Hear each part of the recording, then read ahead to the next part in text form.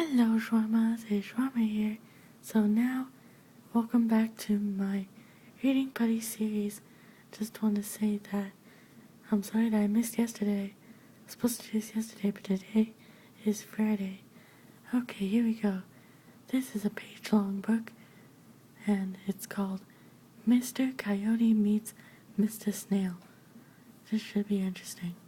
By the way, I won't be doing a TOTW series on Monday because, well, I can't be doing episode 8 because Monday is a civic holiday. Okay, here we go. This is going to be long. Mr. Coyote was getting very old and had to be more careful for his own safety. He had been walking for hours and hours through a beautiful valley when he came upon a large tree. Mr. Coyote was very tired and wanted to rest, but he also needed to be safe. He kindly asked the tree, "Please open up so I can rest safely in your care." The tree opened up so Mr. Coyote could go inside to rest. Then it closed to keep him safe. Mr. Coyote slept for hours. When he woke up, he could not remember what he had said to make the tree open. He said, "Let me out, Mr. Tree." But nothing happened. He said, "Please let me out now." And again nothing happened. The tree didn't even creak. Mr. Coyote knocked on the tree, but it would not open up. Mr. Tree was upset with Mr. Coyote for not having said please the first time he spoke to the tree. It let him rest a little longer. Because the birds heard Mr. Coyote banging on the inside of the tree, they came down to peck on the tree to try to help him out, but they were too small and the tree was just too big. Finally, Mr. Woodpecker came down and pecked a hole in the tree. Although it was a very small hole, it caused Mr. Woodpecker to get a bent beak. This meant he couldn't peck on the tree anymore. Mr. Coyote put one hand out the hole, but he could not fit through. He then tried his leg, but he could still not fit through. He had to come up with a way to escape since Mr. Woodpecker's beak was now bent. Mr. Coyote knew there had to be a way. "Ah, come on, you old ugly tree," he cried. "Just let me out." But still nothing happened, just the silence around him. Mr. Coyote decided to take off his arms one at a time and put them through the small hole. He then put his legs through one at a time by taking them off. He put his body through by taking it off. This was working out fine. "I'll show you, Mr. Tree. You can't keep me in here," he thought. Mr. Coyote tried to put his head through the hole, but it was too big. His ears were in the way, so he took off his ears and put them through the hole. He again tried his head, but his eyes were too big. Mr. Coyote took his eyes off and then put them through the hole.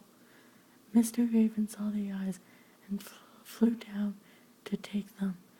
Then Mr. Raven flew back up high in the tree with Mr. Coyote's eyes. They were such beautiful eyes, blue like the sky, and would be a treasure to put in his hiding spot.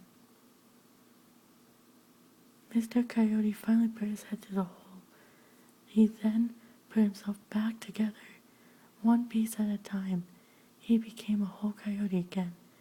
But after he put his head on, he could not find his eyes. He was feeling all over. His ears were listening to hear him touch his eyes, but not a sound could be heard from his eyes. His fingers were being careful while feeling around, but still no eyes were found. Mr. Coyote knew he could not let the animals know he was blind. He felt his way to a wild rose bush. He then put 2 rose petals for his eyes. This would cover the blindness for a little while, but he would have to keep looking for his eyes. Surely they were close by. Along came Mr. Snail we saw Mr. Coyote with the rose petals in his eyes.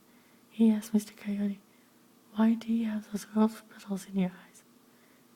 Mr. Coyote said, "Because they are beautiful. They have lovely colors. You can try them if you want, and I will hold your eyes." Mr. Snail took off his eyes. He put them into Mr. Coyote's hands and tried the rose petals in his eyes. Then Mr. Coyote put Mr. Snail's eyes into his head and ran off with his long tail wagging. To this day, Mr. Snail is crawling with his head down, looking for his eyes. And all coyotes have brown eyes instead of blue. This is because Mr. Coyote was naughty when he took Mr. Snail's eyes, and Mr. Raven still has those beautiful blue eyes in his secret hiding place.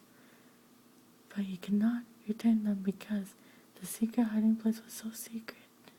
Mr. Raven can find it. Interesting. Okay, see you next time, Shawarmas. Sorry that I keep losing my voice.